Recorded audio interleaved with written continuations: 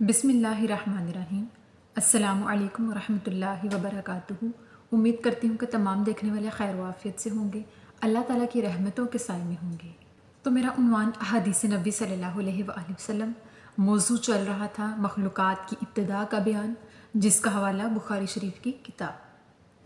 تو آج کی حدیث ہے کہ صحابی ابو سلمہ بن عبد الرحمن بیان کرتے ہیں کہ ان کا کسی شخص کے ساتھ زمین کے بارے میں جھگڑا تھا۔ انہوں نے اس واقعے کو حضرت عائشہ صدیقہ رضی اللہ تعالیٰ عنہا سے بیان کیا تو حضرت عائشہ صدیقہ نے ان سے فرمایا کہ اے ابو سلمہ، زمین کے معاملے میں کسی سے ناحق زمین لینے سے بچو، کیونکہ رسول اللہ صلی اللہ علیہ وآلہ وسلم فرماتے ہیں کہ جس کسی شخص نے ایک بالشت کے برابر بھی کسی کی زمین پر قبضہ کیا یعنی کسی کی زمین کا حق لیا تو قیامت کے دن اللہ پاک اسے 7 زمینوں کا توق بنا کر اس کے گلے میں پہنائے گا۔ استغفر اللہ۔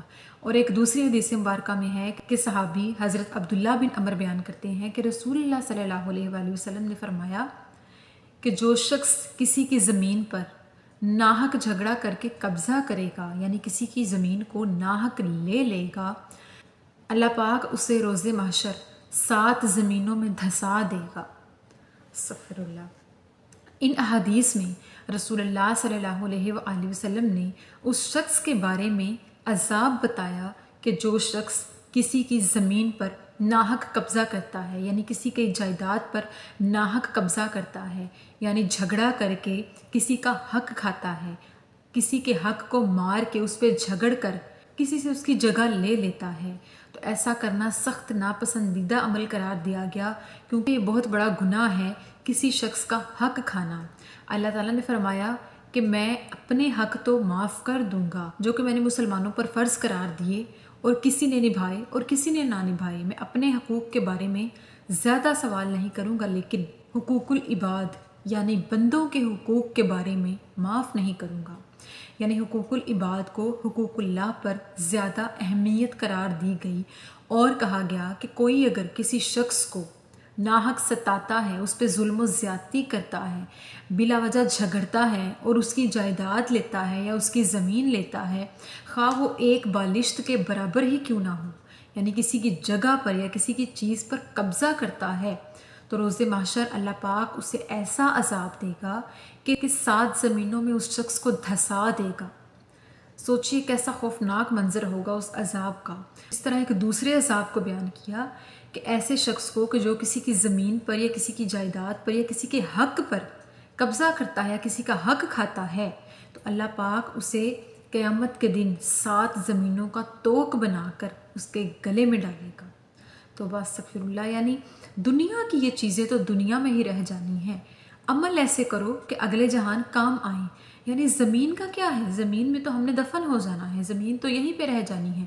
زمین کے لیے کسی کے ساتھ ظلم و زیادتی کرنا، جھگڑنا، کسی پہ جبر کرنا، کسی کو مارنا، قتل و غارت کرنا، خون بہانا، یہ تمام چیزیں اللہ کے نزدیک سخت قسم کا محاسبہ رکھیں گی اور اللہ پاک انہیں سخت قسم کا عذاب دے گا۔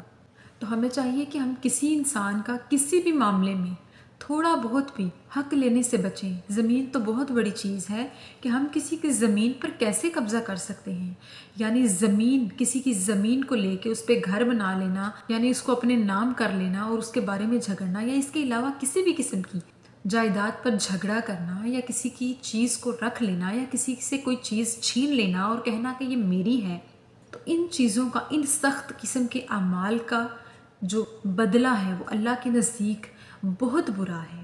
تو ہمیں اللہ تعالیٰ کا خوف رکھنا چاہیے، صرف اپنے حق پر قبضہ رکھنا چاہیے، اپنے حق پہ نظر رکھنی چاہیے، جتنا اللہ نے دیا ہے اس میں خوش رہنا سیکھیں اور دوسروں کی نعمتوں پر حسد کرنے کے بجائے خوش ہوں۔ اگر خوش نہیں ہو سکتے تو دوسروں کو حسد کی نظروں سے نہ دیکھیں۔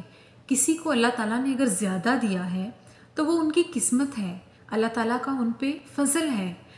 تو ہمیں بھی چاہیے کہ بجائے کسی دوسرے سے حسد کرنے کے اور بجائے کسی کی نعمتوں پر قبضہ کرنے سے ہم اللہ سے مانگیں اور اللہ کا شکر ادا کریں۔ اللہ تعالیٰ نے ہمیں جتنا دیا، اچھا دیا، بہتر دیا، عزت کا دیا، اسی میں خوش رہنا سیکھیں۔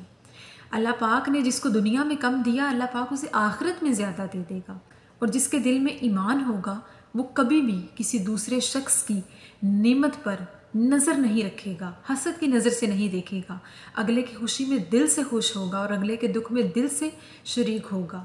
تو اللہ تعالیٰ سے دعا ہے کہ اللہ پاک ہمارے ایمان کو پختگی بخشے اور ہمارے اندر اپنا خوف پیدا کرے اور ہمیں حقوق العباد اور حقوق اللہ کے معاملے میں انصاف کرنے کی توفیق عطا فرمائے۔ آمین ثم آمین۔ شکریہ۔